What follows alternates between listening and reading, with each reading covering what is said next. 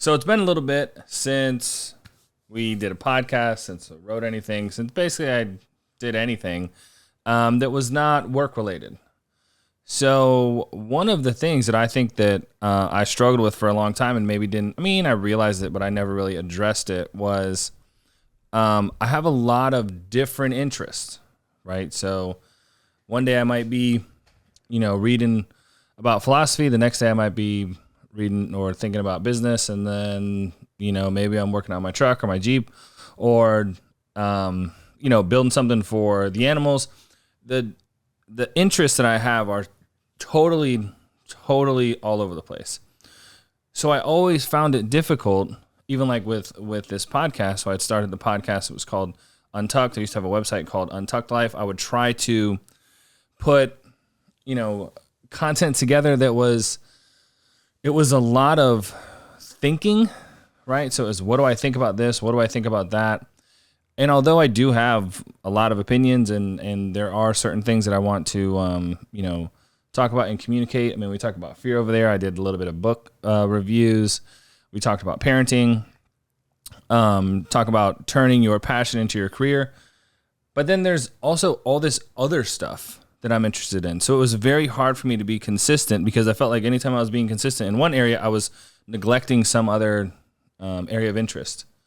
So I had been going back and forth and trying to figure out how exactly I wanted to show up, if that makes sense. What might make it easier for me to be a little bit more consistent in terms of creating content, but also make it a little bit less of a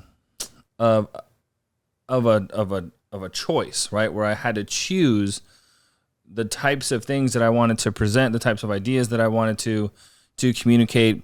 There was a time where I had, I was doing stuff with data, right? So I had this website in a little consulting group called Data Smarts. And then I was doing stuff with marketing. And then I was doing Untucked Life. And then I had my blog. And all these things were just totally disconnected, like just a little piece of myself in all of them. So I was listening to something the other day, and I heard this guy describe happiness as being useful to the ones that you love, right? And that really resonated with me because I feel like the common thread across all of my interests is utility. In as much as I'm very interested in Stoicism and some of the older ways of thinking because it has direct application to my life, right? A lot of the things that I'm doing, like I'm sitting here inside the studio that we built on our own. And that ability to do this work, right, or figure it out is all with a desire of being able to be useful, right? Can I take a space that's empty, turn it into something that I could use or my family could use? Can I renovate a bathroom? Can I build a shelter for a horse, right? Can I, figure out how to do this or that to help my kids play basketball? Like everything is in the pursuit of utility, which is funny enough, kind of the new project. So I took all of my disparate interests and I bundled them all up and just launched a new website. Very basic. It's called Pursuit of Utility. I pulled all of my personal blog posts, put them on this website. And what I'm going to try to do is I'm going to divide this up. And Nat has told me this a long time ago. She's like, you just need one website with a bunch of tabs and all the tabs are just your different interests. Although I'm not doing exactly that, I'm kind of doing that because what the pursuit of utility is for me are all of the various things that I'm interested, that I spend my time in, that help me be more useful. So I thought other people might be interested in doing the same thing. I know a lot of times when I'm talking to people about some of the projects I'm doing, they're like, well, how do you know how to do that? Or how did you figure that out? Or how is it that you know how to set up this audio, equipment where I've got a dynamic microphone running into a roadcaster, which is routed into a computer where I'm recording on Adobe Audition and I've got a camera that I'm going to sync later to a separate audio track. Like, there are a lot of different things that I've just kind of figured out over time. Now, while that might make me what they call a generalist, I think that the common thread across all of them is utility. The reason why I figured all of this out, how to do this, have the equipment set up, is so that I could deliver this message, right? So there's utility in that. So I thought what would be cool is if for these first couple of podcasts, I just went back to some of my old writing and read it.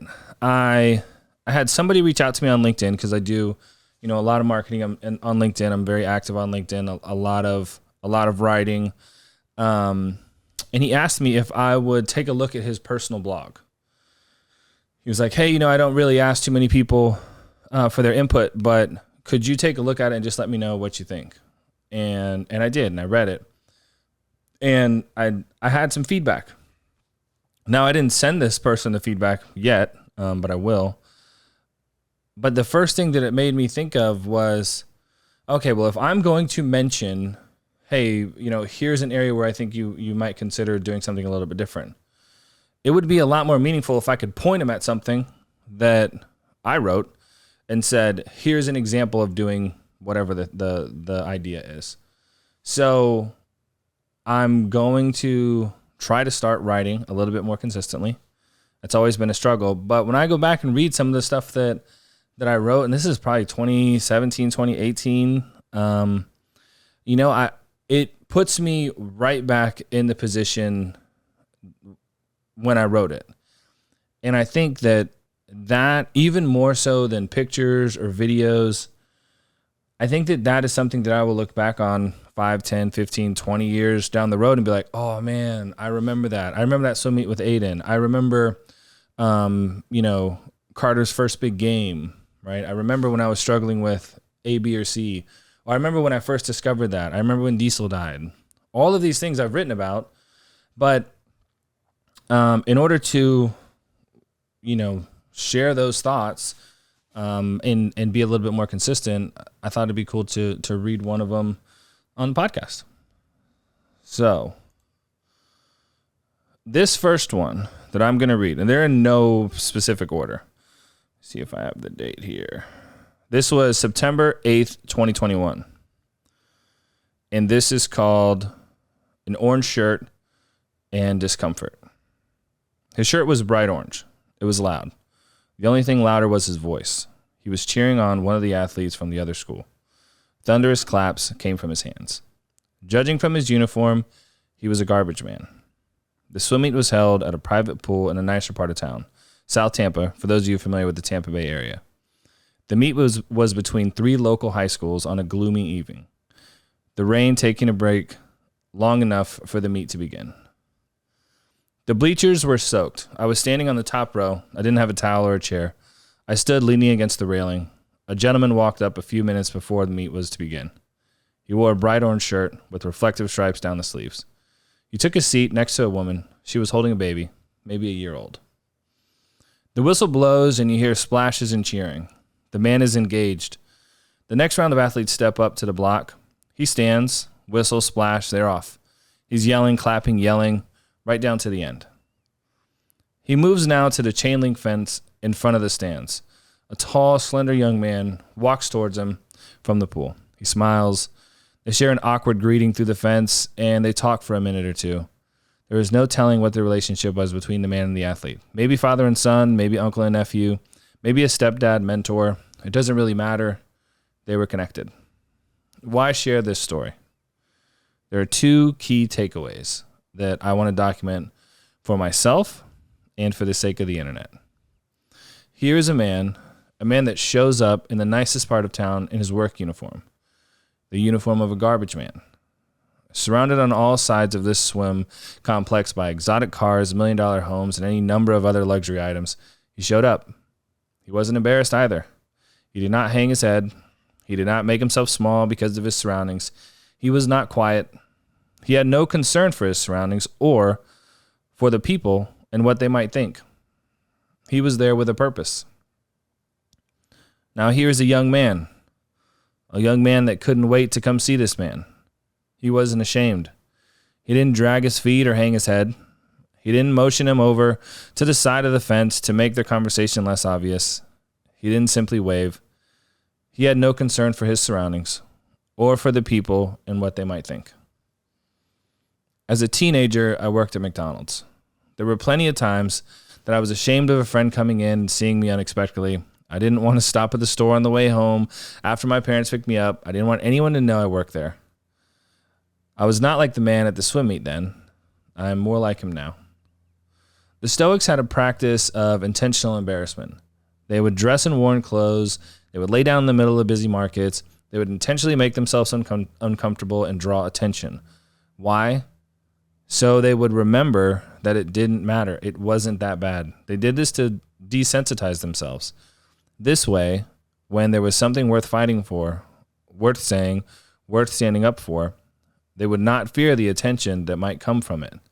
They had practiced.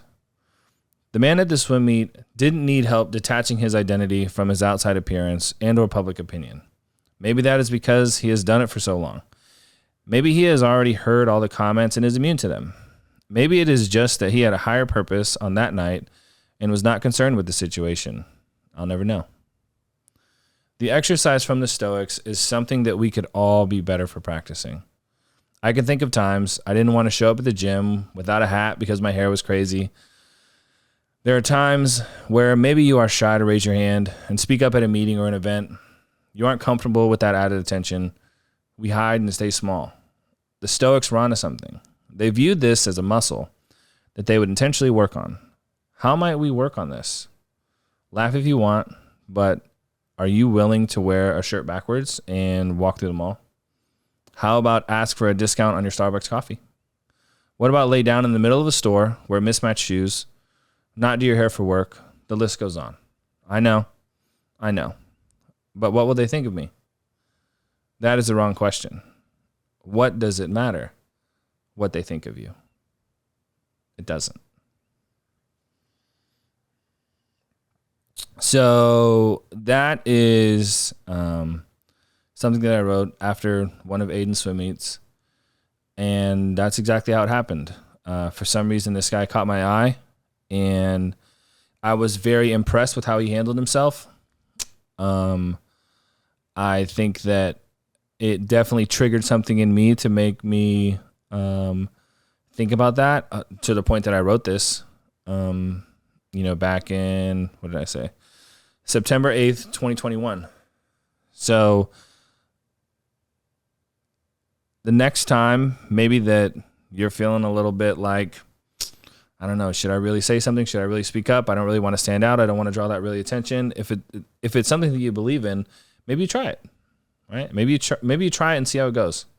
Maybe you try it on a small stage and then build that muscle up, like the Stoics would do. So that wraps up this podcast. I'm pretty sure we're going to be calling this The Pursuit of Utility, if that's not already a podcast. Probably the next couple podcast episodes will just be me reading things that I've written before. I know that I've got one that, I might actually probably cry during it, but I've got one that I wrote after Diesel, our English Bulldog, passed away. I've got several others that, that I just want to get a little bit more comfortable sharing these things, because when I go back and read them, I'm proud of them. And, as this post said, I don't want to hide. So until next time, see ya.